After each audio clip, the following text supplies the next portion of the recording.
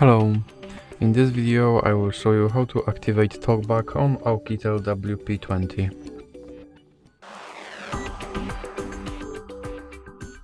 So to activate Talkback on this phone, you have to start with opening your settings application. Now scroll down and click on Accessibility tab, and now click on Talkback and click here to activate Talkback. And now Talkback is activated on your device. And here you will have to scroll left and right to move to next or the previous part of your screen. And if you want to select, for example, this button, you will have to double tap on your screen. So that's it for this video. If you liked it, please remember to leave a like and subscribe.